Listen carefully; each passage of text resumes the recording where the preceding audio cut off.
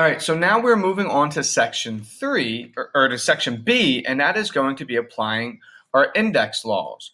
All right, so we're going to talk about our index laws. This section is actually going to take 3 days to cover. All right, there are quite a few index laws that we need to do. We're going to start out with the basics, and then we're going to work our way up to get to the harder ones, and then we're going to combine them and be able to apply multiple ones at one time.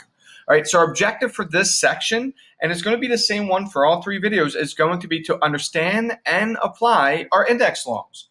All right, so this is what we are going to accomplish in this section. And like I said, it's going to be done over 3 days. All right, so here are the list of the index laws. We're only going to go through a few of them in this video. All right, the ones that we're going to go through now are going to be this one here, here, and this. All right, so we're going to go through 4 of them. I'm going to use this space off the side to describe them. All right, so the main thing that you need to know, especially for these first 2, is when we are multiplying numbers with the same base, that's the key thing there, same base, we keep the base and add the indices. So what I mean is if I have 2 cubed times 2 to the 4th power, since these are the same base, we can apply this property. And what it's telling us is we just simply add the indices or add the powers. So this is equal to 2 to the 3 plus 4 power, or 2 to the 7th power. And let me show you why this works. All right, this first 2 cubed is 2 times 2 times 2. This 2 to the 4th power is 2 times 2 times 2 4 times. All right, and they're being multiplied in between. So every single one of these numbers is being multiplied. So when we are multiplying our like bases, we just add our powers, because if I just gave you this question here, 2 times 2, 7 times, we know that we would then have a base of 2, and we're multiplying 1, 2, 3, 4, 5, 6, 7, so it's 2 to the 7th. So since we are multiplying these and they're the exact same base, we can just go ahead and instead add our powers together to get 2 to the 3 plus 4 power, which is equal to 2 to the 7th. The common mistake is people will want to multiply this and say it's 2 to the 12th. That is not correct, because if you think about it, it is going to end up being 3 and 4 2s, which then will give us 7 overall. All right, so then the next one, it's to divide numbers with the same base. So to divide numbers, and the key thing is same base, we keep the base and we subtract the indices. All right, so one of the things that we can do then is, let's just say 2 to the 5th power over top of 2 squared. Well, we can rewrite this as 2 to the 5 minus 2nd power, which is then equal to 2 cubed. All right, so we can subtract our powers. We do not divide them, we subtract them. And the reason why is 2 to the 5th power, we can rewrite as 2 times itself 5 times. And 2 to the 2nd power, we can rewrite as 2 squared. And as I went through with you in that worksheet in the very last chapter, anytime that we have the same number in our numerator and our denominator, we can cancel them out because we know it's equal to 1. So I can cross out these 2's here, and that means I'm left with 2 times 2 times 2 times 2, or 2 to the 3rd power. All right, you do not have to rewrite these, and like I just did here, and cross them out. We can simply just use our index laws, which is telling us when we're dividing, we subtract our powers. As long as if the bases are the same, we subtract our powers and we get 2 cubed. All right, so it's important that you know how to use and apply these index laws.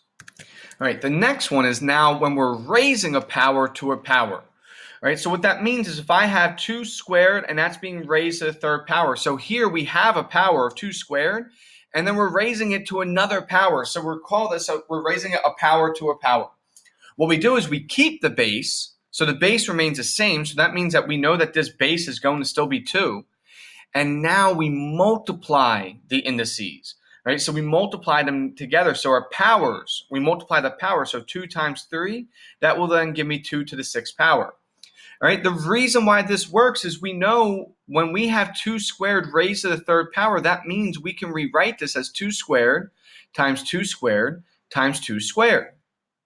And then as we talked about before, we can then rewrite this, because now that we have the same base, we can rewrite this as 2, and since we're multiplying 2 to the 2 plus 2 plus 2 power, which as we talked about in the very first chapter, anytime we're adding the same number together, we can rewrite that as multiplying. So we can rewrite it as 2 being multiplied 3 times, which is 2 to the 6.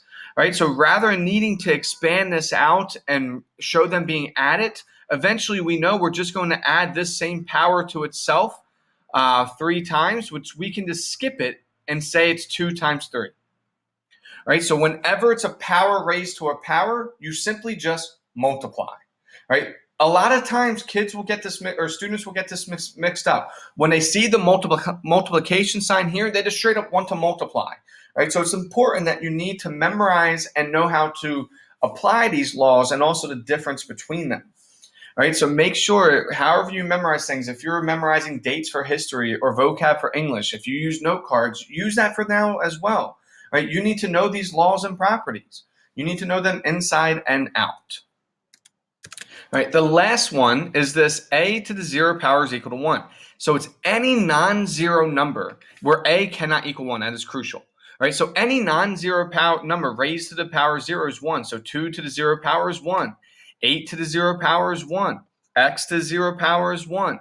Negative x to the 0 power is 1. Right? So any number raised to the 0 power is simply equal to 1. And let me show you why this works. All right, so if I give you, let's do a problem. Let's say we have 2 squared. Right? And let's say that we have 2 squared in our denominator.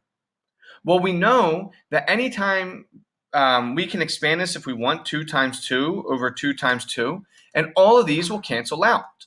And it will give me 1 over 1 or 1. Well, we've also learned our property when we are dividing like bases, we can just subtract our power. So we get 2, our numerator power is 2, minus our denominator power, which is 2. So 2 minus 2 is then equal to 0. So since we know that 2 squared over 2 squared is equal to 1, and we know 2 squared over 2 squared based on our property here is equal to 2 to the 0, that means that 2 to the 0 must be equal to 1. All right, so those are the 4 properties that we're going to go through in this video, and now we're going to go ahead and apply them.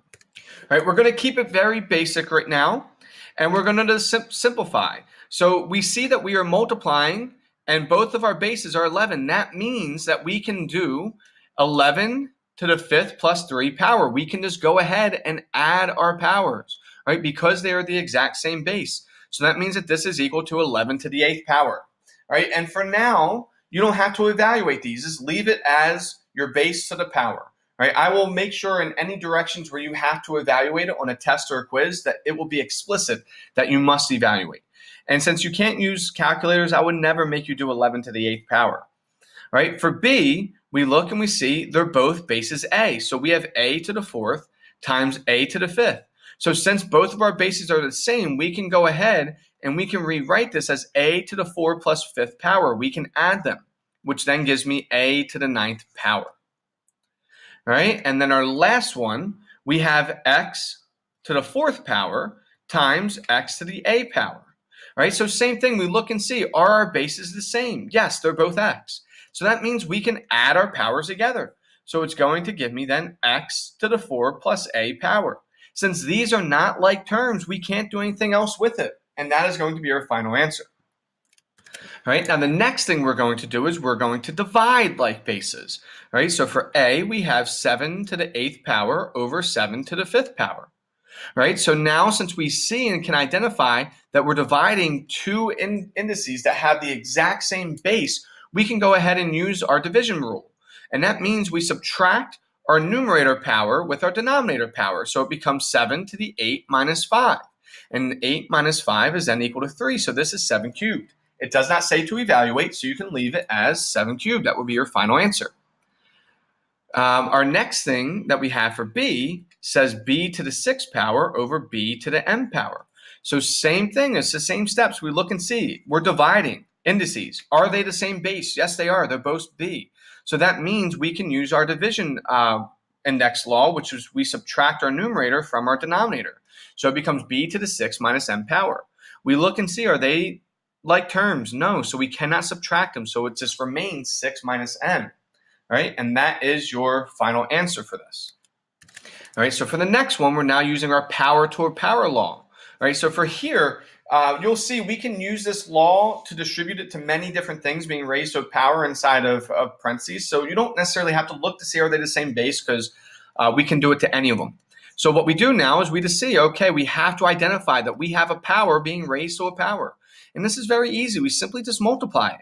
So it becomes 2 to the 4 times 3 power, or 2 to the 12th power. All right, so then for B, we have x cubed raised to the 5th power. Same thing, we have a power being raised to a power. So we then need to multiply it. So it becomes x to the 3 times 5th power, or x to the 15th power. And then the last one, we have C says b to the 7th power raised to the n power. We have a power being raised to a power. Our rules is we multiply them. So it'll be b to the 7 times n. And then remember, when we're multiplying a number and a variable, we just rewrite it as 7m. All right, so that will then be your final answer, b to the 7m power. All right, and now the last few that we're going to go through, this is just asking to simplify. So A is very simple. Anything raised to the 0 power is 1. B is very simple. Anything raised to the 0 power is 1. C is very simple. All right, with C, we can use our division rule because we have y to the 4th over y to the 4th. So since we're dividing with the exact same base, we can go ahead and subtract our power. So it becomes y to the 4 minus 4, which is then equal to y to the 0. And anything raised to the 0 power is 1. Or you could have immediately see that we have 4 y's in our numerator and 4 y's in our denominator. So they can just completely cancel out and give us 1 over 1 or 1. Either way you do this, I can really care less, as long as if you're getting the correct answer. Right? And then for D, we have 2 plus 5 to the 0 power. Well, we know anything raised to the 0 power is equal to 1. So this becomes 2 plus 1 or 3. All right, that is it for this video. It's not it for this section because remember it's going to be over 3 days.